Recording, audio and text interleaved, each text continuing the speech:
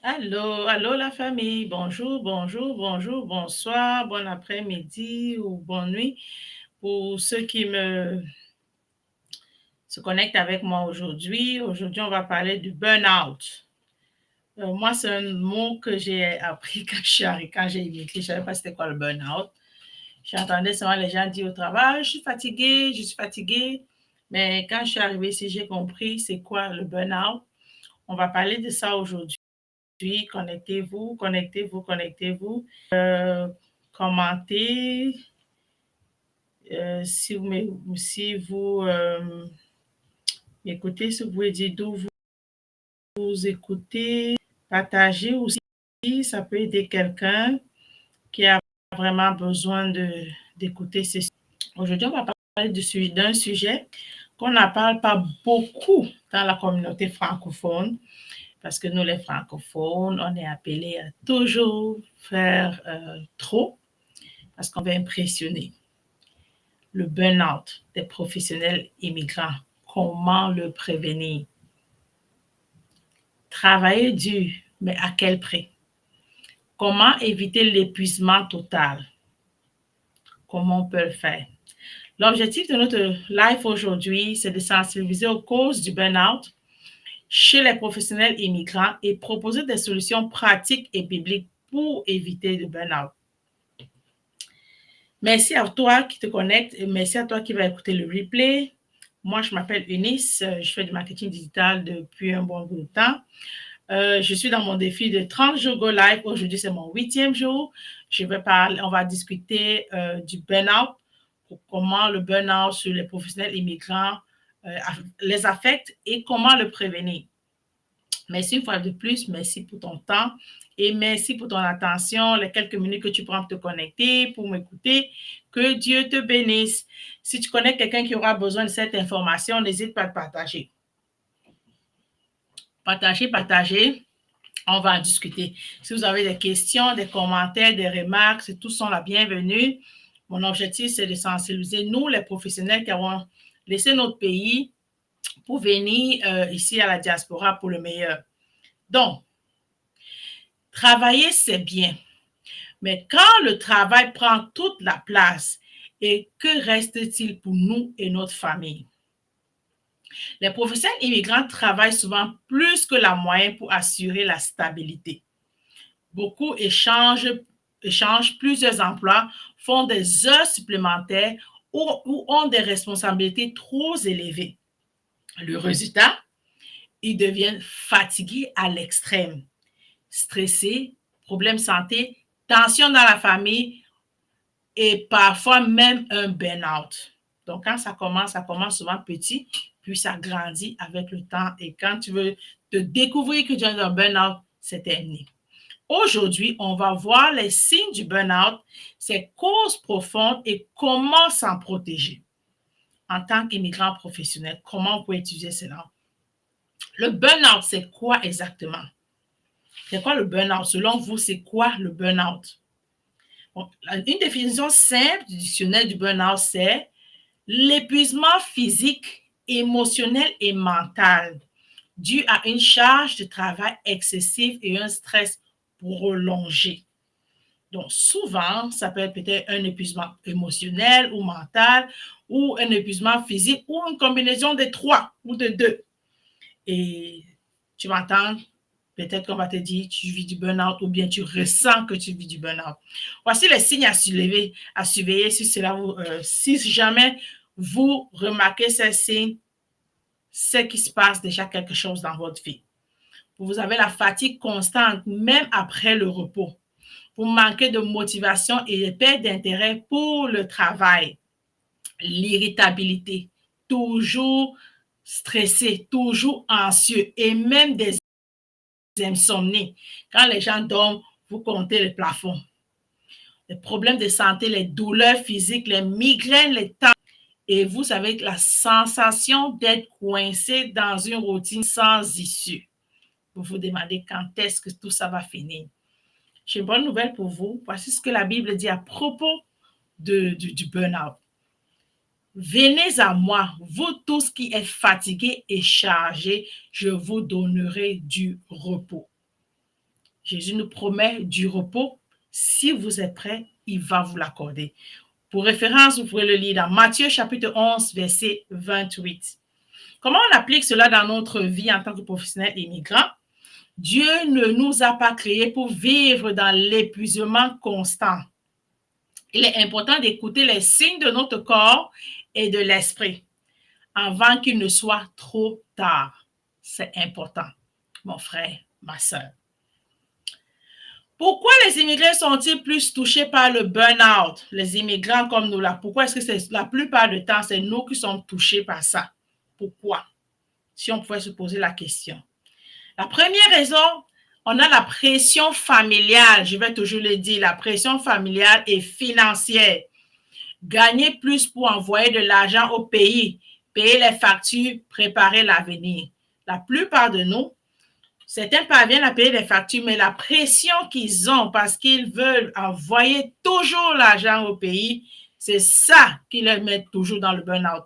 Parce qu'ils disent qu'ils doivent toujours maintenir un cap, ils doivent toujours maintenir la hauteur. Ok, la famille sait que c'est toi qui vas envoyer toujours le $1000 à chaque mois. Même si tu n'es pas capable, tu vas préférer t'épuiser tout le temps parce que tu veux plaire à la famille. Ils ont toujours l'impression de devoir faire plus, ne jamais se reposer. On veut toujours faire plus, on veut toujours faire plus. La solution pour toi qui vis cette pression financière ou familiale et que tu te retrouves presque dans un burn-out, établis un budget clair pour éviter de travailler sans limite. Apprendre à dire non aux sollicitations financières excessives. J'ai dit la dernière fois, quelqu'un accouche son enfant. Oh, j'ai accouché. Oh, c'est ton enfant qu'on a accouché. Tu n'es pas obligé de participer à tous les accouchements. Tu n'es pas obligé. Quelqu'un veut se marier. Oh, je veux me marier. Moi, j'ai un principe. Aider les gens à démarrer quelque chose pour que la pression de sollicitation financière qu'ils veulent mettre sur vous puisse diminuer. La raison numéro 2, pourquoi la plupart des immigrants sont touchés par le burn-out, la peur de perdre son emploi. La plupart des immigrants ne savent pas que même pour retrouver un autre. C'est vrai qu'on ne veut pas arriver là-bas, ok, mais parce qu'on vit dans cette peur constante, on adopte certains comportements qui vont nous donner beaucoup de pression et beaucoup de sentiments comme si on n'est pas en train d'accomplir quelque chose. Qu'est-ce qui se passe? Être un immigrant, c'est parfois avoir l'impression qu'on doit prouver 2 fois plus sa valeur. Je ne sais pas si vous avez déjà ressenti ça, mais la plupart des gens disent que quand tu es immigrant, pour t'installer dans un système, il faut que tu travailles durement, il faut que tu t'adaptes pour prouver que tu es capable. Le fait que tu veux te mettre dans la lancée de toujours prouver que tu es capable, ça donne l'impression qu'il faut que tu travailles 2 fois plus pour prouver ta valeur. Et il y a un prix à payer pour ça. On va tout accepter, on va prendre trop de responsabilités et on va s'épuiser. Même ce qui n'est même pas ton travail, tu vas seulement accepter. Tu vas seulement vouloir le faire parce que tu veux faire plaisir. La solution pour ne pas te retrouver dans le burn-out, et quand tu ressens la peur de vouloir perdre ton emploi parce que tu veux impressionner, tu veux bien faire, savoir fixer des limites au travail. Si vous ne faites pas des limites au travail, si vous ne mettez pas des limites au travail, ça ne va plus jamais finir. On va vous demander même de travailler, même aux heures où ce n'est pas le travail. Et quand vous allez accepter 1 fois, ça sera 2 fois, ça sera 3 fois, ça sera toujours et toujours. Mettez des limites claires. Une fois que tu es entré dans l'emploi là et que il y a la possibilité que tu mettes des limites claires, faites-le. Vous n'allez impressionner personne. N'oubliez pas qu'on est tous des numéros. Ton numéro, on veut le changer, on va le changer. Ce n'est pas si tu fais trop ou si tu fais surplus. Fais juste ce que tu dois faire et fais-le bien sans vouloir impressionner. Oser demander des pauses, des congés et une meilleure répartition des tâches au travail. Quand tu prends un emploi, ne n'entre pas seulement là parce que tu connais faire telle chose, tu fais. On dit que tu connais faire, tu fais. Chaque poste a ses tâches.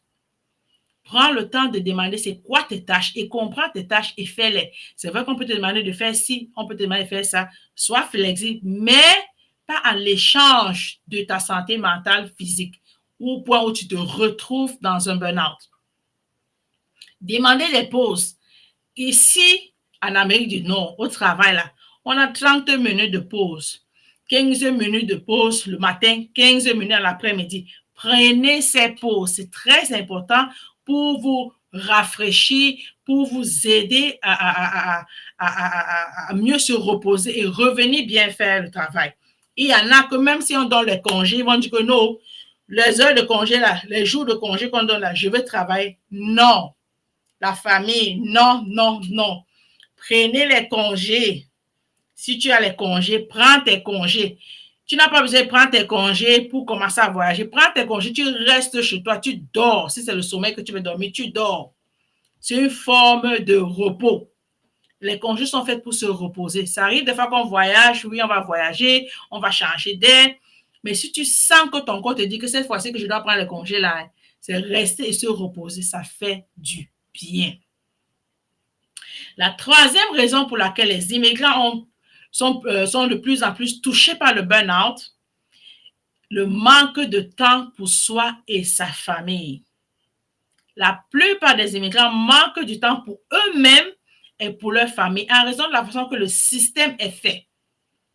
On travaille du matin au soir sans profiter de sa famille ni prendre soin de soi-même. Cela crée des tensions dans la famille et une sensation de vide. Si tu es un parent qui m'entend aujourd'hui ou qui va m'entendre, si ton enfant te dit, papa, maman, tu pars encore au travail, là, tu me laisses ici. Si ton enfant te dit ça, c'est parce qu'il a remarqué que tu es le parent qui est présent, mais absent en même temps. Parce que tu prives ton travail. Oui, on doit payer les factures, c'est sûr. Moi, je n'en conviens pas.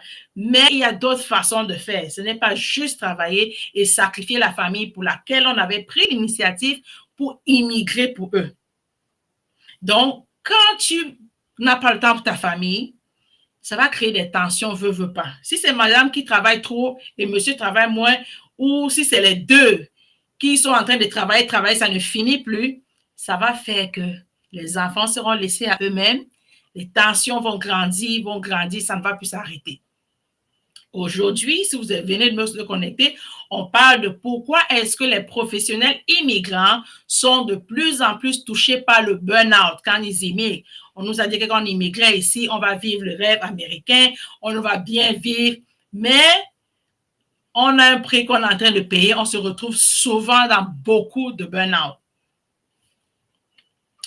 La solution pour ceux qui, pour aider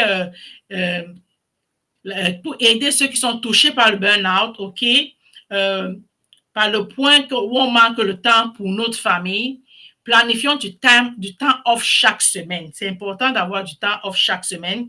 Prendre au sérieux son bien-être mental et émotionnel. C'est important. Prenez le temps de lire, d'écouter la musique, de faire quelque chose que vous aimez. C'est très important. Cela va vous aider à vous ressourcer davantage avant de revenir au travail. Souviens-toi du jour du repos pour le sanctifier. Si vous pensez qu'on doit toujours travailler tout le temps sans se reposer, Exode chapitre 20, versets 8 à 10 nous rappelle que le Seigneur lui-même a mis un jour du repos. Prenez du temps pour vous reposer. C'est très important. Le repos a un commandement divin, un commandement de Dieu. Travailler sans repos est égal à aller contre l'ordre de Dieu. Donc, si tu penses que tu vas travailler 24/7 chaque fois sans te reposer, ou bien que sur les 24 heures que Dieu a données, tu as juste 4 heures pour dormir parce que tu essaies de courir tout le temps, Dieu ne t'appelle pas à ça. Il a un autre plan pour toi. Souvenez-vous, je dis depuis mon premier jour que j'ai commencé le live, c'est ne pas travailler plusieurs heures qui va te faire changer. C'est utiliser la bonne stratégie qui va t'aider. Comment prévenir le burn-out de manière concrète? Je vais vous proposer maintenant quelques solutions comment prévenir le burn-out. en tant qu'immigrant professionnel ici. On doit organiser son temps et ses priorités. C'est quoi tes priorités? Organise-les. Fais-toi un emploi de temps, fais-toi un calendrier, tu vas faire telle chose.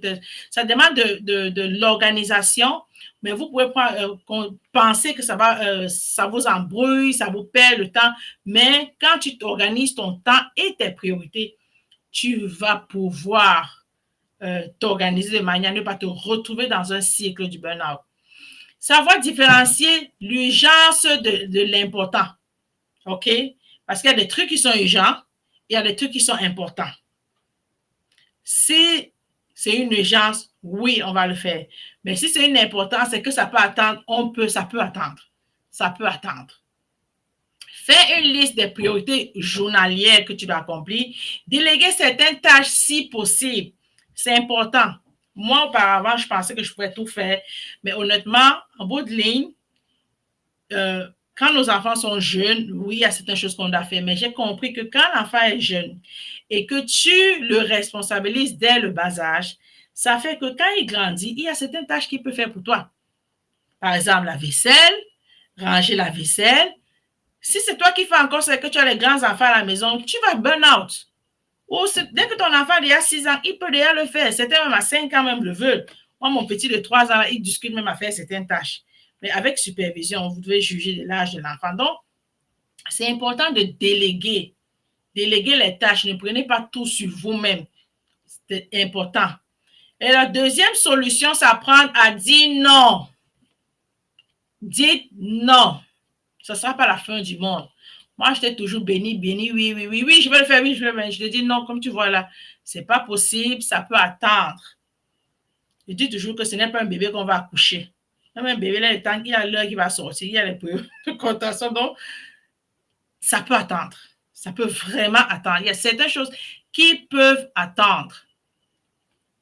Dire oui à tout, c'est dire non à soi-même. Donc, fixer des limites au travail et même à la maison.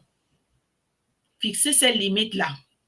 Parce que chaque fois que vous dites oui, je vais le faire, oui, je vais le faire, et que vous sentez en vous-même que vous n'êtes pas capable de le faire, vous allez vous retrouver dans une situation où vous allez vivre du burn-out en bout de ligne. Refusez les heures supplémentaires abusives. Il y a un certain nombre d'heures qu'on peut prendre de plus, certaines tâches qu'on peut accepter de faire de plus. Mais quand ça devient déjà récurrent et que vous échangez votre temps de famille, votre santé, votre énergie contre le fait que vous voulez seulement impressionner, il y a un prix à payer. Apprenez à dire non, ça va vraiment vous aider. Point numéro 3, comme solution pour éviter le burn-out chez les immigrants, prendre soin de son corps et de son esprit. C'est très important. Un corps fatigué ne peut pas bien travailler. Moi, je le ressens moi-même. Les jours que je sais que je suis fatiguée, même quand je pars au travail, c'est difficile. Tu sens que tu travailles, mais tu n'es vraiment pas en train de travailler. Je dis souvent qu'il y a une certaine pause de 30 minutes. Il y a les sommeils de 30 minutes qui sont les sommeils récupérateurs. Donc, quand tu as ta pause de 30 minutes, là, si tu peux, dors. Même si tu n'es pas... Laisse de fouiller ton téléphone. Prends le temps de te reposer. De 30 minutes, là, ça va beaucoup t'aider. Prends soin de son corps. Si tu es capable de faire la marche, si tu es capable de faire du sport ou du yoga, ce sont des activités que tu peux également faire pour éviter du burn-out. Avoir une alimentation saine et équilibrée et dormir suffisamment. Souvent, un manque de sommeil aussi, ça enchaîne des journées, des nuits qu'on a fait sans sommeil, ce qui fait qu'on se retrouve dans une situation de burn-out également. Votre corps est le temple du Saint-Esprit. Glorifiez donc Dieu dans votre corps. Ça, c'est le résumé de 1 Corinthiens chapitre 6, versets 19 à 20. Dieu nous demande dans sa parole de prendre soin de notre corps. parce que notre corps est le temple de Dieu. La solution numéro 4, qui est la dernière, l'entrepreneuriat. Avez-vous exploré d'autres voies, comme par exemple l'entrepreneuriat comme une alternative, de ne pas travailler ses heures supplémentaires, de ne pas laisser tout son temps seulement à travailler sans chercher des options qui s'offrent à nous, qu'on soit en mesure de contrôler notre temps. Travailler pour un patron toute sa vie, ce n'est pas la seule option. Même si tu travailles 1, 2, 3, 4 emplois, ce n'est pas la seule option. L'entrepreneuriat permet d'avoir plus de contrôle sur son emploi du temps et son énergie. Donc, la stratégie qui permet aux gens qui vivent déjà dans le burn-out ou bien qui sont sur la voie de le vivre et qui pensent que c'est juste en travaillant qu'ils peuvent s'en sortir, une autre voie qui est possible, une autre alternative, c'est l'entrepreneuriat. L'entrepreneuriat permet d'avoir plus de contrôle sur son emploi du temps et son énergie. Commencez un projet parallèle sans quitter votre emploi. Quand je parle de l'entrepreneuriat, ce n'est pas de quitter son emploi et juste aller faire l'entrepreneuriat. Non. J'encourage tous les professionnels avec qui je travaille, tous mes partenaires d'affaires, tous ceux que je suis leur coach et mentor et tous ceux qui viendront, je vous dis, gardez votre emploi à temps plein, mais lancez un business, un programme d'entrepreneuriat à côté. Parce que pendant que vous le faites grandir progressivement, quand il sera grand et qu'il sera capable de remplacer le revenu de manière 2 ou 3 fois votre revenu, là, vous pouvez vous permettre. Mais commencez un programme d'entrepreneuriat en parallèle avec votre emploi.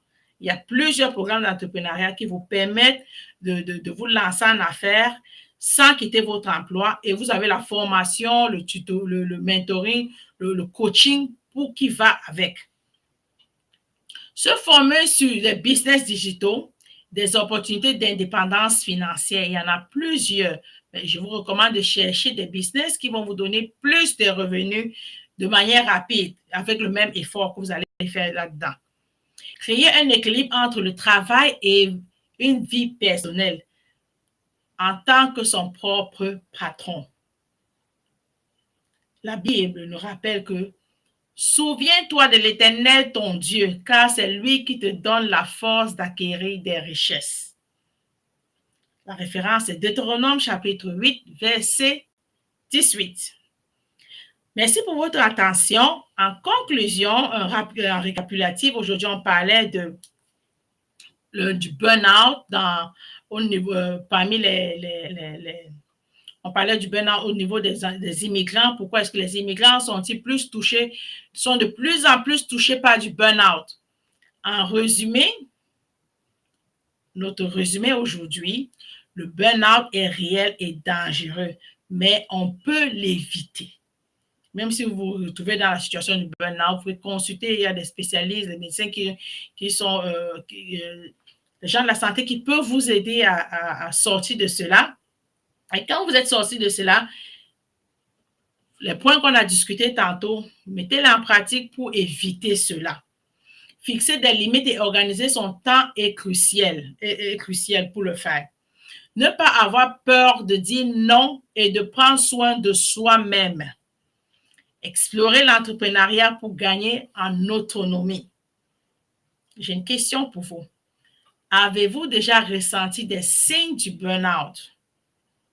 Comment avez-vous réagi? Partagez en commentaire les signes que vous avez ressentis du burn-out et qu'est-ce que vous avez pris comme initiative, comme action quand vous avez eu ces signes-là. Envie de vouloir savoir comment gagner en liberté professionnelle, envoyez-moi un message inbox et ça veut dire que je vais pouvoir vous aider. Si vous avez des commentaires, envoyez-moi les messages. Vous pouvez commenter directement. Vous avez des messages personnalisés que vous voulez envoyer. Envoyez-moi ça inbox et je vais pouvoir vous répondre. Si vous êtes intéressé à savoir comment commencer une activité d'entrepreneuriat en même temps que votre emploi, envoyez-moi un message prêt ou commentez prêt ou bien business. Je vais vous envoyer plus d'informations. Et je vais vous envoyer notre guide d'entrepreneuriat pour que vous puissiez prendre connaissance. Sur ce, merci beaucoup. Merci pour votre attention. Moi, c'était Coach Eunice du marketing digital. Que Dieu vous bénisse. Demain, notre journée 9, on aura un autre sujet très intéressant. Soyez bénis. Bonne soirée. Bye.